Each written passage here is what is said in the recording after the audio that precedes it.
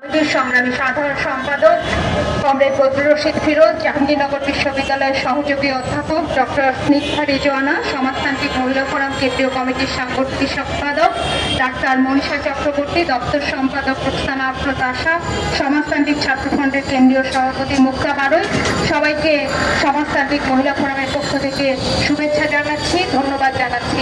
সংগ্রামী বন্ধুগণ, আমরা সমাজতান্ত্রিক মহিলা ফোরাম থেকে মনে করি যে আমরা নারীরা দ্বৈত শোষণের শিকার, একদিকে পুঁজিবাদী শোষণ আর একদিকে পুরুষতান্ত্রিক শোষণের শিকার।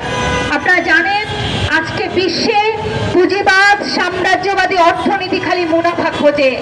এই মুনাফার জায়গা থেকে, শুধু লাভ আর লোভের জায়গা থেকে তাদের কোনো নৈতিকতা মানবিকতা কিচ্ছু নাই। আজকে পুঁজিবাদ সাম্রাজ্যবাদ যুদ্ধ, অশান্তি, বেকারত্ব, নারী নির্যাতন, নারীর প্রতি বৈষম্য, মানুষের প্রতি বৈষম্য, পথ শিশু, যত ধরনের আজকে প্রতিক্রিয়াশীলতা সেগুলোকে তারা পৃষ্ঠপোষকতা করে, সেগুলোর বাইরে আজকে তাদের কোনো মুনাফার কোনো আর স্কোপ নাই। তারা দেখেন আজকে নারীকে তারা দ্বৈতভাবে শোষণ করে। একদিকে নারীর শ্রম, সেটা সস্তায়, তাদের সস্তায় বিক্রি হয়, মুনাফার জায়গা নারীর শ্রম। আমরা দেখি নারীর দেহকে তারা পণ্যে পরিণত করেছে এবং সেটাও একটা বহুমূল্যে তারা বিক্রি করতে পারে। আপনারা জানেন বাংলাদেশ থেকে প্রতি বছর 20,000 নারী, সরকারি হিসাব মতে 20,000 নারী পাচার হয়ে যায় এবং বিশ্বের বিভিন্ন জায়গায় তাদেরকে জাস্ট বিক্রি করে দেওয়া হয়। আজকে নারী ব্যবসা সারা বিশ্বের একটা অঘোষিত বৃহত্তম দ্বিতীয় ব্যবসা। সংগ্রামী বন্ধুগণ, আমরা সেই জায়গা থেকে বলতে চাই আজকে সারা বিশ্বের তথা এই বাংলাদেশের উপর যে পুঁজিবাদী শোষণ, সাম্রাজ্যবাদী আগ্রাসন যেভাবে চেপে আছে, তার বিরুদ্ধে মানুষের লড়াই, সেই লড়াইয়ে নারী পুরুষের ঐক্যবদ্ধ লড়াই, নারীর বৈষম্যের বিরুদ্ধে যে লড়াই, নারী বিদ্বেষের বিরুদ্ধে যে লড়াই, নারীর সমান অধিকারের দাবিতে যে লড়াই, সেই লড়াইও বিচ্ছিন্ন লড়াই না। এই পুঁজিবাদের বিরুদ্ধে, শোষণের বিরুদ্ধে যে লড়াই, বৈষম্যের বিরুদ্ধে যে লড়াই, সকল ধরনের বৈষম্যের বিরুদ্ধে আজ নারী পুরুষের ঐক্যবদ্ধ লড়াই খুবই জরুরি। আমরা সেই লড়াইয়ের আহ্বান জানাই।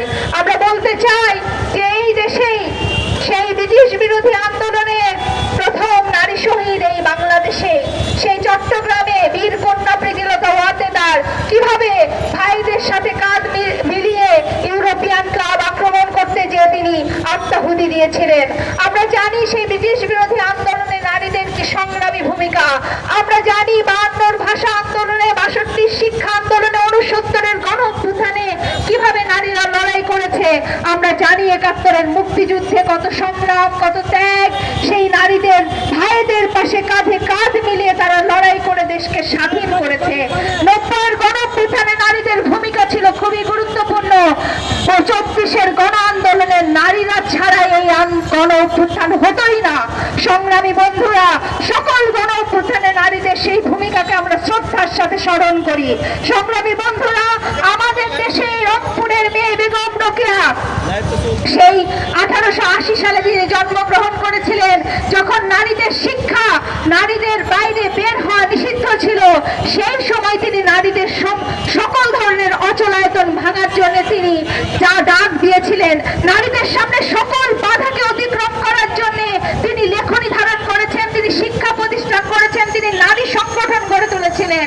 সংগ্রামী বন্ধুগণ, 1872 সালে এই নবাব ফয়জুন্নেসা, কুমিল্লার নবাব ফয়জুন্নেসা, তিনি প্রথম নারীদের স্কুল, মাদ্রাসা, হাসপাতাল গড়ে তুলেছিলেন। আমরা জানি যে আমাদের এই পাশেই ঢাকা বিশ্ববিদ্যালয় প্রথম শিক্ষার্থী, প্রথম ছাত্রী লীলানাথ, তিনি কিভাবে সেই সময় ছাত্রীদের ভর্তি করা হতো না, কিভাবে লড়াই করে তিনি ঢাকা বিশ্ববিদ্যালয়ে ভর্তি হয়েছিলেন প্রথম ছাত্রী লীলানাথ। আমরা জানি নাচলের রানী ইলা মিত্র, তিনি কিভাবে কৃষকদের লড়াইয়ে ভূমিকা রেখেছেন, কৃষকদের অধিকার আদায়ের লড়াইয়ে তিনি কিভাবে অত্যাচারের মুখোমুখি হয়েছিলেন।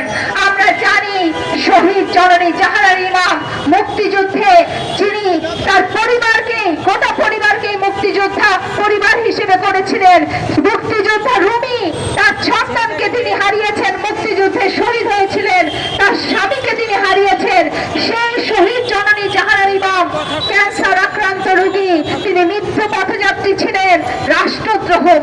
নিয়ে তিনি মৃত্যুবরণ করেছেন। সেই তিনি বলেছিলেন জয় আমাদের হবেই। আমরা সমাজতান্ত্রিক মহিলা ফোরাম সকল ধরনের নারীদের অধিকার আদায়ের লড়াইয়ে যেই নারীরা গণ আন্দোলনে যে নারীরা অংশগ্রহণ করেছেন, সংগ্রামী ভূমিকা রেখেছেন, তাদেরই উত্তরসূরি সমাজতান্ত্রিক মহিলা ফোরাম। আমরা বলতে চাই জয় আমাদের হবে। কোন ধরনের বৈষম্য, কোন ধরনের নিপীড়ন আমরা মেনে নেব না। সেই লড়াইয়ে সকলকে, আমরা নারী পুরুষ সকলকে আহ্বান জানাই সেই লড়াইয়ে যুক্ত হওয়ার জন্য। আমরা আমাদের প্রতিবাদী নারী সমাবেশের কাজ এখানে শেষ করছি।